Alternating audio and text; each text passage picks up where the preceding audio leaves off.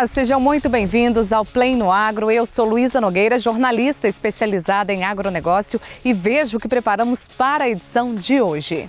Presidente da Associação Brasileira da Indústria de Café, a ABIC, fala sobre o atual momento que vive a cafeicultura no mundo. Analista de mercado destaca a produção brasileira de grãos. E mais especialistas do Clima Tempo fazem uma análise sobre o impacto do clima na agricultura. E ainda hoje, na série Aromas e Sabores, você vai conhecer uma fazenda especializada na produção de vinhos na cidade de Andradas, no sul de Minas. A gente abre a edição falando um pouco sobre a alta do preço do leite, que atingiu 57% em 2022. Isso devido ao aumento dos custos de produção.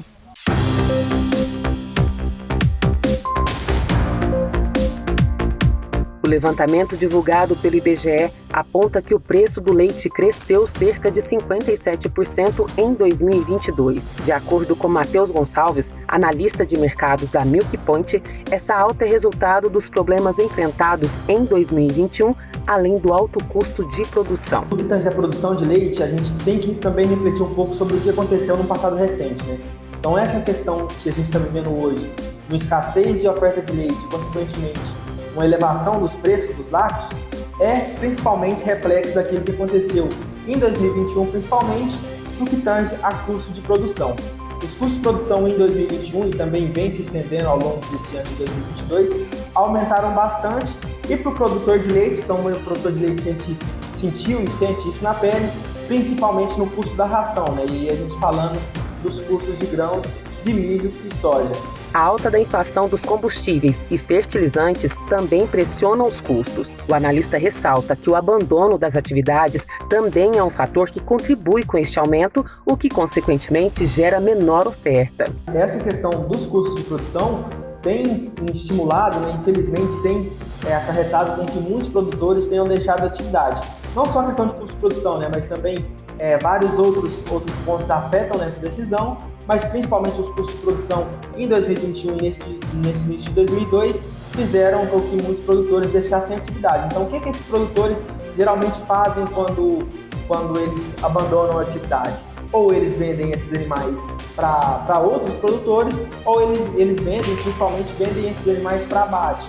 Então, esses animais sendo enviados para abate, a gente, consequentemente, tem uma menor base produtiva, então um menor número de vacas produzindo, então o menor número de vacas acarreta em uma menor produção de leite, e essa menor produção de leite, então lembrando ali da teoria fundamental da economia, da oferta e demanda, uma menor oferta tende a elevar os preços, e foi exatamente isso que a gente viu acontecer, que a gente está vendo acontecer agora, né? Então, 2021, com os custos de produção muito elevados, produtores saindo da atividade, menor base produtiva, menor produção de leite, e aí, consequentemente, os preços bastante elevados para os patamares que a gente está vendo hoje, né? Tanto para o HT, para os queijos e para os demais derivados lácteos. Apesar das dificuldades enfrentadas pelo setor leiteiro, nos últimos dias o preço pago ao produtor apresentou alta considerável no mercado. O mercado ele vem se autorregulando, né? Então, nesse exato momento, por exemplo, com a oferta mais baixa, o preço do leite tem sido valorizado, então hoje a gente vê pagamentos dos preços pagos aos produtores acima dos patamares que nós vimos nos últimos anos. Então, isso também estimula a atividade, então a gente tem melhorado a margem do produtor. Na questão da produção de leite, a gente vê uma certa defasagem. Então, o impacto que a gente vê hoje, ele vai refletir na produção de amanhã. Então, na produção do semestre seguinte, do ano seguinte e assim por diante. Então, esse impacto de oferta que a gente está vendo hoje foi reflexo de um cenário mais difícil que a gente viu lá atrás, no passado recente. Atualmente, a gente já tem, nos últimos meses, os pagamentos aos produtores têm se elevado, ficando acima dos patamares dos últimos anos. Os custos de produção têm ficado um pouco mais confortáveis, então a gente atualmente hoje vê os preços dos grãos com um cenário baixista. A tendência de curto prazo é também de novas elevações dos preços pagos aos produtores, e a gente aqui espera que siga acima dos patamares observados no último ano, ao longo de todo esse ano. Então esse cenário um pouco mais favorável, né, menos desafiador do que a gente viu nos últimos meses, tende a estimular o produtor, né, tende a estimular a produção. Então o produtor investe mais, fornece mais alimentos, mais rações para os seus animais, e isso vai aumentar a oferta e, consequentemente, tende a equilibrar tanto os preços ficando um pouco mais favorável para o consumidor final também, e também para o produtor, que vai ter um cenário um pouco mais confortável do que ele viu nos últimos meses. Vamos agora para as informações de mercado. Wlamir Brandalize analisa a produção de grãos no Brasil. A safra americana foi plantada abaixo das expectativas e, pensando no mercado brasileiro, o produtor está otimista. Isso porque a área de renovação da soja pode chegar perto de 1 milhão. A expectativa é otimista, o produtor ainda está otimista para avançar o plantio. Nós vamos ter muitas áreas de renovação de cana que devem receber soja. O produtor aí, os canavieiros, as usinas, vão renovar muita área aí de baixa produtividade de cana e vão plantar soja. Isso pode chegar perto de 1 milhão de hectares só na área de cana. Nós temos também a área de pastagem, degradados, o pessoal renovando pastagem para colocar soja, que melhora as condições da pastagem ou também da soja, sendo uma fonte de renda para o pecuarista, né, que vem sentindo a pecuária aí com cotações quase que não evoluem aí no preço do boi aí há quase 3 anos. As indicações são de sair de 40 milhões e meio de hectares, que foi o plantio desse último ano, para a faixa de 42 milhões e meio de hectares nesse novo ano da soja. Então, Brasil crescendo. E saindo do cenário brasileiro, o Paraguai deve buscar uma safra maior, na faixa de 12 milhões de toneladas. Mas a grande dúvida na América do Sul está em torno da Argentina. Com uma crise dura, o dólar em alta e um momento difícil entre os produtores, o setor rural no país vive uma grande incerteza. E a grande dúvida aqui da América do Sul continua sendo a Argentina, né? A Argentina passando por uma crise muito dura, o dólar muito valorizado, né? Chegou a 300 pesos, então situação do produtor argentino é muito complicada. Os impostos na Argentina do produtor inviabiliza a lavoura. 33% de retenções é uma situação complicadíssima para o produtor. Há dúvidas quanto que eles vão plantar, né? Porque eles plantaram 16 milhões de hectares nesse último ano e podem não plantar nem 15, né? Porque além de ter todo o custo de produção em alta, dificuldade para conseguir os insumos, ainda eles estão passando por uma crise de abastecimento de diesel, né? E diesel é importante para o produtor, e o diesel está com valores altíssimos ali, batendo recorde histórico na Argentina. Mas tudo caminha aí que nós vamos ter um ano apertado no abastecimento mundial de soja, justamente porque já tem perda americana por causa do clima. Já se tratando do milho safrinha, o cenário é de grande avanço na colheita, que chegou a nível nacional em 65%. O mercado está otimista com a projeção entre 85 a 90 milhões de toneladas. O analista de mercado Wlamir Brandalize destacou o avanço da colheita no Mato Grosso, que chegou a 90%. Vamos caminhando com um recorde histórico de colheita de safrinha, né? Isso vai dar uma safra total brasileira acima de 115 milhões de toneladas. O Brasil vai ter que exportar aí mais de 35 milhões de toneladas para não sobrar muito milho no final do ano. Caminha-se agora para a exportação, o mercado está começando a agitar mais, volumes maiores agora nos embarques, mas ainda tem muita coisa para girar, muita comercialização de milho a ser feita. Outro cenário positivo no Brasil é o fechamento da produção de trigo. A realidade em muitas lavouras está sendo o fechamento dos plantios. É previsto que, se não tiver problemas de geadas aí para frente, ou a seca, uma seca mais prolongada, nós cheguemos aí a colher 9 milhões de toneladas e é recorde histórico de trigo nesse ano. Isso, o trigo está colocando uma pulga atrás da orelha dos produtores da Argentina, né? Porque o Brasil, tradicionalmente, é o grande comprador de trigo da Argentina. Normalmente, a gente importa mais de 5 milhões de toneladas de trigo ali da Argentina. E se a gente bater recorde de colheita, aí 9 milhões de toneladas para um consumo de 12, provavelmente as importações da Argentina vão cair. E o produtor argentino fica preocupado, né? Porque aonde ele vai colocar esse trigo? O mercado mundial é comprador, né? Mas depois ele vai ter que disputar outros mercados, né? E vamos agora falar de quais os impactos do clima para o agronegócio. Desde o ano de 2020, o fenômeno Laninha tem atuado no Brasil. A sua ação já ocasionou diversas mudanças climáticas que causaram grandes impactos nas mais variadas culturas brasileiras. Que é aquele resfriamento nas águas do Oceano Pacífico Equatorial, e ele representa para o Brasil áreas com aumento ou diminuição de chuva, aumento da frequência de ondas de frio ou até mesmo aumento do calor em algumas áreas. As suas principais consequências estão porque já passamos agora pela terceira safra sob a influência do fenômeno Laninha e por muitas vezes uma redução da chuva em algumas áreas, principalmente a região sul do Brasil, que vive longas estiagens desde o verão do ano de 2020, voltou a chover de maneira mais expressiva durante o outono deste ano, exatamente por conta de outros fenômenos, não somente o Laninha, que modela a chuva no Brasil, mas estávamos durante o nosso outono, tivemos a presença de um bloqueio atmosférico, e aí ele segurou as frentes frias na região sul, principalmente no Rio Grande do Sul, e aí por isso voltamos a ter uma chuva mais frequente na região, mas de maneira geral o Rio Grande do Sul foi muito penalizado pela estiagem. A problemática do Laninha tem sido justamente suas consequências nas lavouras. A preocupação agora gira em torno da próxima safra, já que muitas regiões produtoras continuarão sob a influência do fenômeno em 2023. Previsão, inclusive, para o próximo ciclo, de novo, de ser marcado pelo fenômeno Laninha e de ter uma redução na chuva. O fenômeno Laninha, o El Niño e a neutralidade, ele é estudado desde meados do século passado. Não há uma explicação exata da sua periodicidade, quanto tempo dura, quando pode vir um outro fenômeno, mas temos alguns indicativos, como, por exemplo, outras oscilações oceânicas que em fases negativas podem favorecer mais a frequência de Laninha, e é o que está acontecendo durante essa década. Até o final do ano, o fenômeno Laninha deve continuar persistindo no Brasil com neutralidade, mas com viés negativo em muitas regiões. É somente durante o período de janeiro, fevereiro e março que há uma indicativa de diminuição do Laninha, um aumento de neutralidade, mas ainda assim com um viés negativo. Então a atmosfera ela ainda se comporta por vezes como se estivesse sob a atuação do fenômeno Laninha. Com isso, a gente vê que o início da próxima safra, o período já da primavera, deve ser marcado de novo pelo fenômeno Laninha. Dos seus principais impactos é o atraso na chuva de primavera para a região do centro-oeste, para a região do sudeste do Brasil. E justamente esse atraso que irá impactar muitas lavouras está entre as principais preocupações. Isso porque até o mês de outubro, a influência do fenômeno será forte no centro-oeste e sudeste do Brasil, impactando o plantio em muitas áreas produtoras. Ainda para a previsão para o ano que vem, não há expectativa de uma redução da chuva como foi observado durante este verão 2022. Mas o atraso na chuva da primavera, ele impacta os produtores que estão aí neste aguardo, que já prepararam o solo, que viveram este longo período de estiagem, preparando realmente o solo para receber as culturas de verão, e aí a chuva não vem.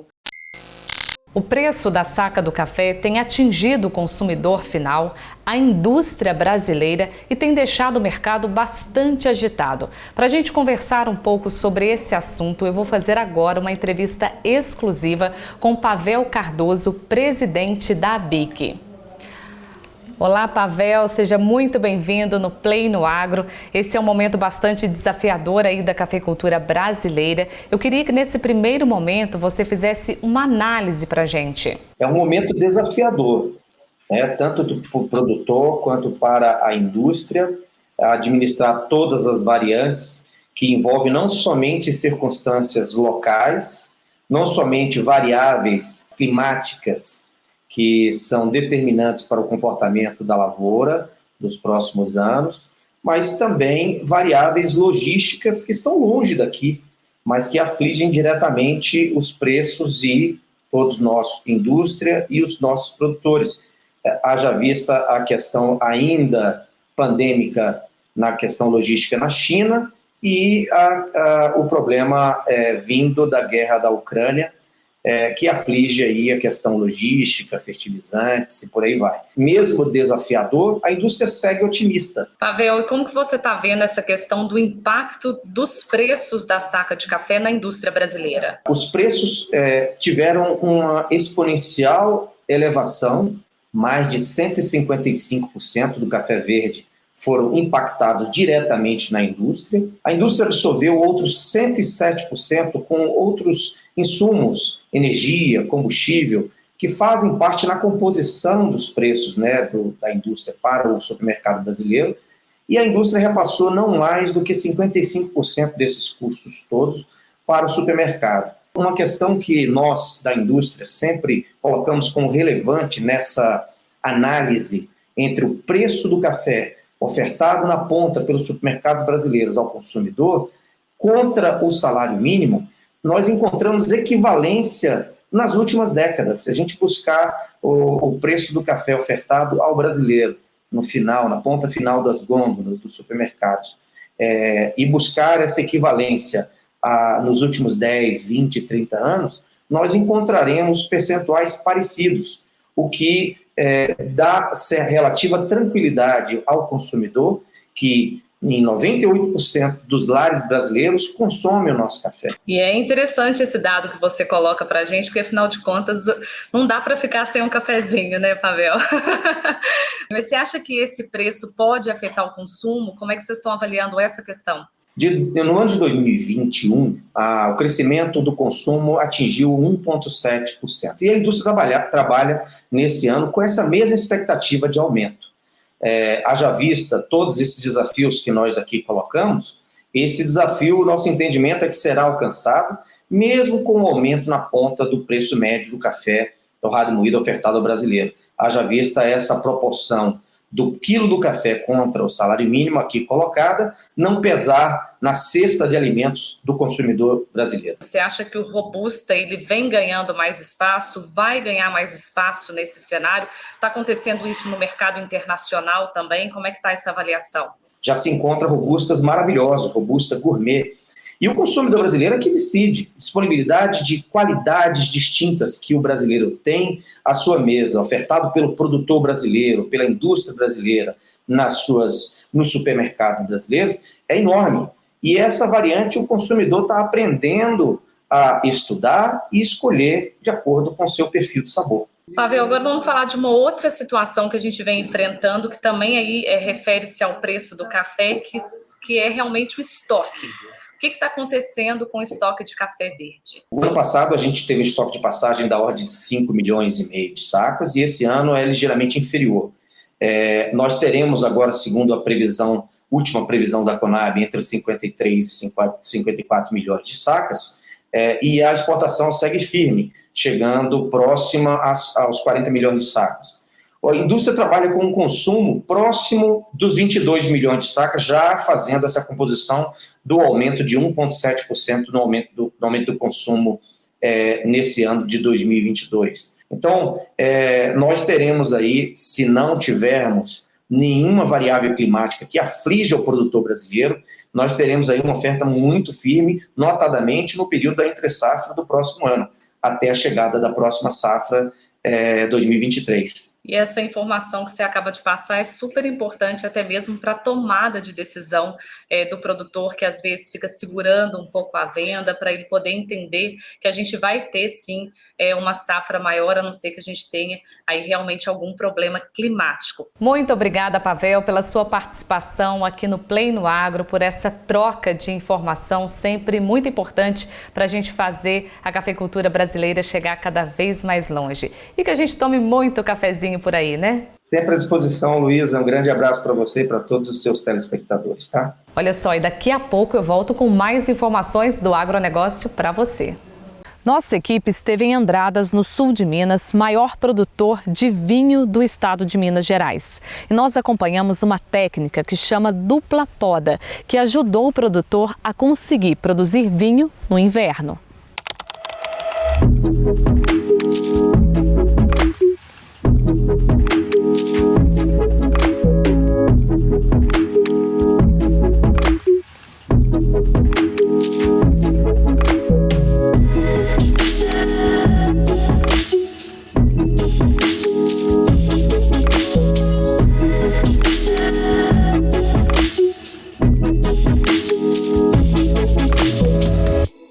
Entre vinhos finos e de mesa, Andradas está entre as maiores do estado na produção da bebida. Essa vinícola foi eleita a mais importante de Minas Gerais e a partir daqui vamos contar a história de vinhos marcantes e saborosos.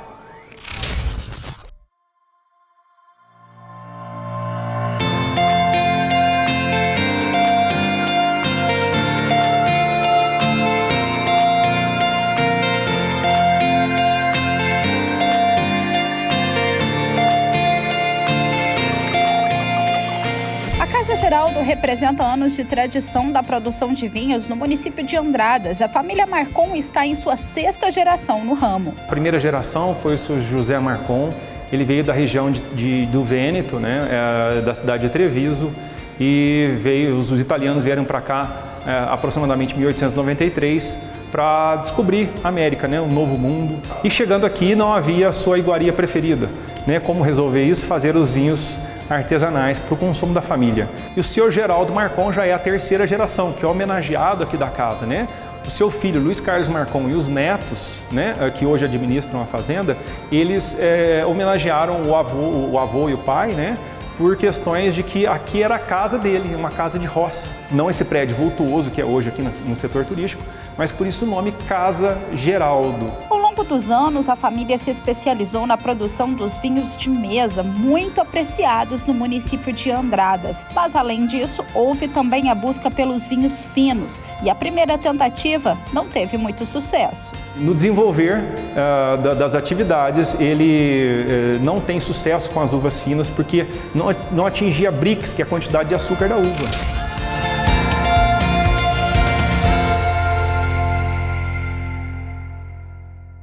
A grande virada para a família e também para o município de Andradas foi no ano de 2002, com a chegada da técnica da dupla poda. O Luiz Henrique, né, o Dedé, ele esteve na Ipamig, em Caldas, que é uma cidade vizinha aqui, para buscar mais uvas Bordeaux para plantar aqui na fazenda. E ele volta com 10 mil mudas de uva Chirá e os irmãos realmente ficam sem saber o que está acontecendo. E ele diz, lá na Ipamig, em Caldas, estão fazendo um vinho fabuloso que a gente vai ter sucesso aqui na vinícola, seguindo a mesma técnica, que consiste em agosto faz-se a poda, novembro tira todos os cachinhos do vinhedo, fevereiro faz a segunda poda. Por isso que se diz técnica da dupla poda, a inversão do ciclo da videira, o ciclo que seria dar os frutos em dezembro, janeiro e fevereiro, passa a dar frutos em junho, julho e agosto. O manejo das uvas exige fases diferentes que são destacadas pelo produtor Luiz Henrique. A gente começou com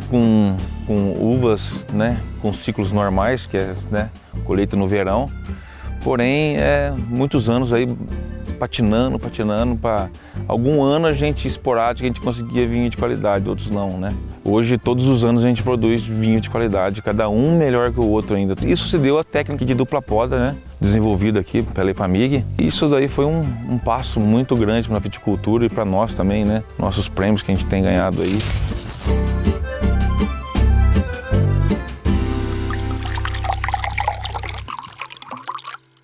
E a técnica da dupla poda, além de garantir ao produtor a incrível produção dos vinhos de inverno, também trouxe elevação no potencial turístico da cidade. O senhor Luiz Carlos Marcon, ele era um visionário, né, um sonhador, e criou aqui uma estrutura que na época, né, parecia-se um elefante branco na cidade, né, mas em muito pouco tempo ele começa a ter muitos visitantes. De lá para cá, criou-se também passeios, né, passeios para todos os gostos, de vinhos secos, suaves, somente vinhos secos, passeios de 1h30, 2h30, passeios de 6 horas que passam que a gente nem vê de tão agradável que é.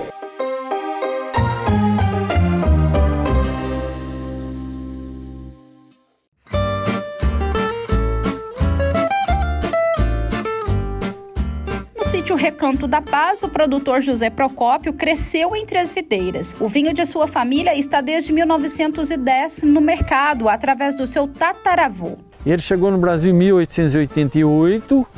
Primeiro ele ficou 22 anos trabalhando nas lavouras de café dos Barões do Café, em São João da Boa Vista.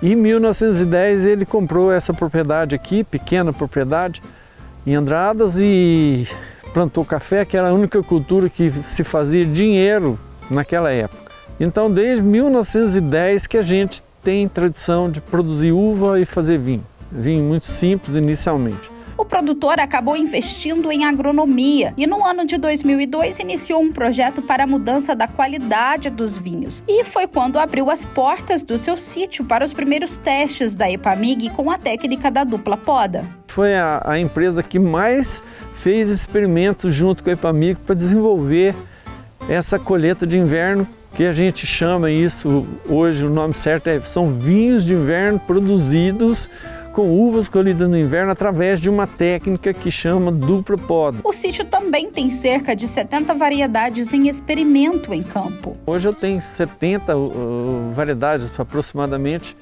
só de uvas viníferas que a gente estuda, mas assim, coisa de 3 plantas, 4 plantas. A hora que ela mostra potencial, aí a gente aumenta um pouquinho e daí a gente faz o vinho. Se o vinho ficou bom, se ela produziu bem, então aí esse projeto dessa uva fica pronto. Aí é só plantar comercialmente. A prefeita de Andradas, Margot Navarro, destaca que o município sempre foi conhecido como a terra do vinho e, com o passar dos anos, se especializou cada vez mais na produção dos vinhos de inverno. Isso enriqueceu muito a nossa cidade, porque houve uma adequação de algumas vinícolas de Andradas para o investimento na dupla poda, o que tem conseguido para nós assim um vinho de extrema qualidade, e a gente vê isso quando está aqui na Casa Geraldo e vê esse turista aqui no seu dia a dia, de manhã, de tarde, nos eventos, na noite, e a gente fica muito satisfeita de ver que isso tem sido referencial para a nossa cidade. Então a questão da terra do vinho ainda prevalece.